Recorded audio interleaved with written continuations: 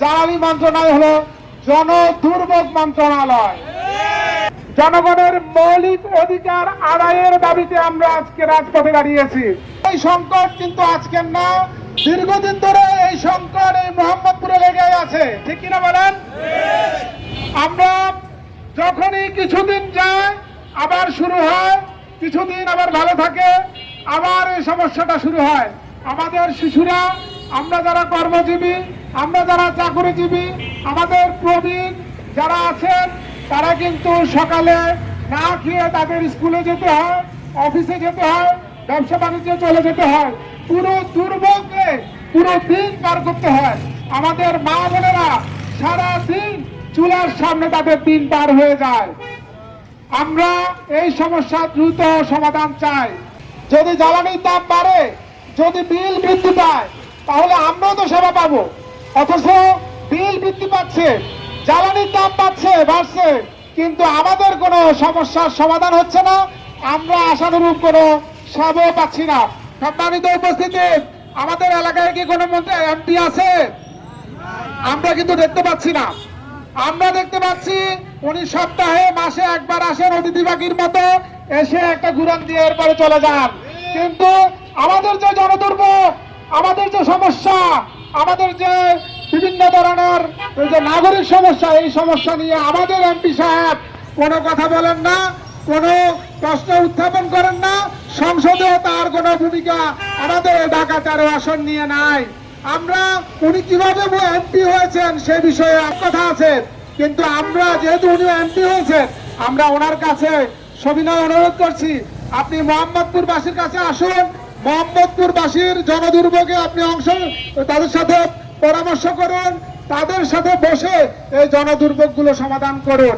তিতাস গ্যাসকে বারবার বলার পরেও তাদেরকে পাওয়া যায় না। তারা বলে উপর মহলে জানান, উপর মহলে জানালে এই সমস্যার সমাধান হয়ে যাবে। আসলে উপর মহল কারা আমরা এখনো জানি না, আমরা সাধারণ মানুষ জানি না। আমাদের সাধারণ মানুষদেরকে একটু জানাইয়ে দেন যে উপরের মহল কারা, তাদেরকে বললে এই সমস্যার সমাধান হবে।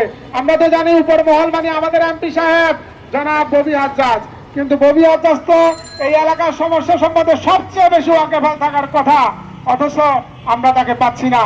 সম্মানিত উপস্থিতি, আজকে দেখেন এই এলাকায় আমরা যারা বৈধ যে গ্যাসের লাইন আমাদের যাদের আছে, আমরা তারা গ্যাস পাচ্ছি না, অথচ এখানে চোরা লাইন, অসংখ্য চোরা লাইন, অবৈধ লাইন দিয়ে দেওয়া হয়েছে এবং আমরা জানতে পেরেছি লক্ষ লক্ষ টাকা এই সমস্ত লাইনগুলো বিক্রি করা হয়। আপনারা দেখবেন যে সরকারি যে মন্ত্রণালয়গুলো আছে, দপ্তরগুলো আছে, তিতাস গ্যাস ডিস্ট্রিবিউশন কোম্পানির মতো যারা এখানে সিকিউরিটি গার্ড, যারা দাপ্তরিক কাজে নিয়োজিত, তারা কিছুদিন পরে দেখা যায় হাজার কোটি টাকার মালিক হয়ে যায়, হয়েছে না?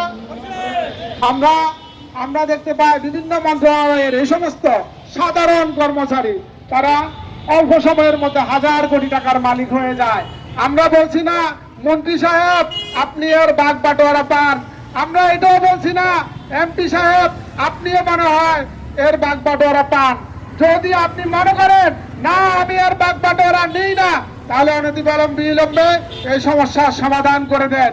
আমরা বুঝবো যে আসলে আপনি এর ভাগ বাটোয়ারা পান না, যার কারণে আপনি আজকে আমাদের জনগণের এই সমস্যার সমাধান করার জন্য আপনি উদ্গ্রীব হয়েছেন, এসছেন, আমাদের সাথে কথা বলেছেন, পরামর্শ করেছেন, আমাদের সমস্যা আপনি আমলে নিয়েছেন।